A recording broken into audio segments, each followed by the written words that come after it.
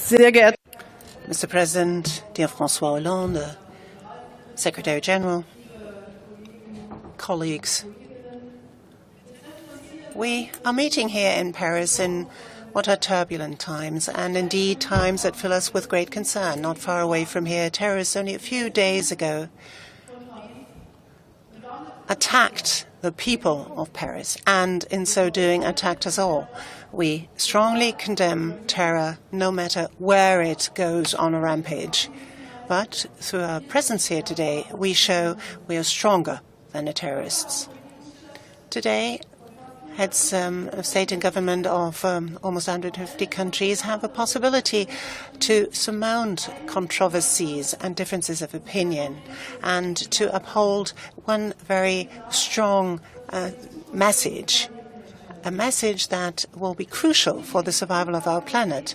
This is about creating the basis, the foundation of a possible existence, a possible life for future generations. And we are more than aware of a need to act today. This has to be the ambition of this conference, and indeed this has to be characteristic of the result that we need to come to in only a few days' time. And I would like to thank all of you present here, particularly the French government, but also the United Nations that were preparing for this conference for a very long time. This is the first time that we have an opportunity to attain this goal of an agreement. To put it in a more sober and business-like manner, this means nothing less than reducing, than keeping within the limit of global warming of below 2 degrees compared to the beginnings of industrialization. It is a necessary goal, a necessary target, but we are more than aware of the fact that the small island nations will feel that this is not a sufficient goal. So we need a United Nations framework agreement that is ambitious, that is comprehensive, that is fair, and that is binding. Now, first, what does ambitious mean?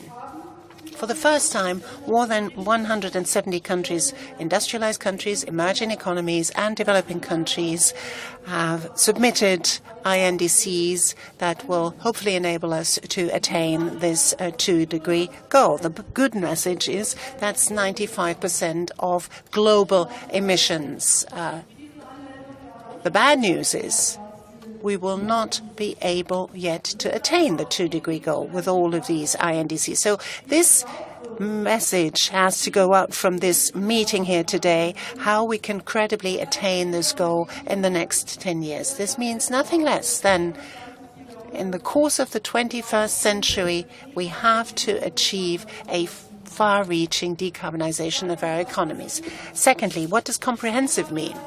Comprehensive means what we're talking about here is a profound transformation of the way we do business, cutting across the board all of the different branches of industry, industrial production, mobility, generating energy, insulation, energy efficiency, and heating efficiency.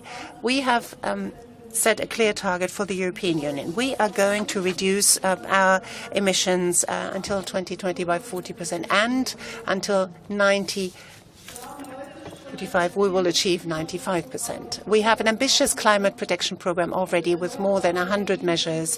Renewable energies are already one of the main pillars of our energy mix. This year we will have more than 27% of renewables in our energy mix. What does fair mean? Well, industrialized countries, particularly as regards the development of technologies to bring forward decarbonization, will have to take the lead. The emissions of the past have been generated by us, have been caused by us, so we have to be in the very vanguard of technological advances in order to reduce emissions in the future and to also make it possible for developing countries to attain those reductions. Germany will participate in a number of programs. We will, for example, promote our research for clean energy. We will double the funding for this, and the most vulnerable countries, the poorest countries, have to be given possibilities to attain a sustainable development by giving them the necessary funds, the necessary finance. This is the day here in Paris where we have to show that what we promised in Copenhagen we will deliver. As of 2020, $100 billion annually, and do this in a sustainable manner so that others are able to also achieve climate change. Germany, compared to 2014, will until 2020 double its public funding. Fourth, what does binding mean? Well, we need to establish a framework for a UN convention that is binding, and we also need binding review mechanisms. Germany wishes that this may take place every 5 years, starting with 2020, this review process. We know that the INDCs of the countries are voluntary contributions, but it is most important for us to live up to our commitments. None of these contributions can be reduced over years. On the contrary, they have to be enhanced, they have to be strengthened, and we need a clear transparency as to the measuring mechanisms and the methodology so that we create credibility for all of us. Ladies and gentlemen, ambitious, comprehensive, fair and binding. This is how a global climate agreement needs to be. This is a question of environmental necessity, but it is also a question of economic common sense.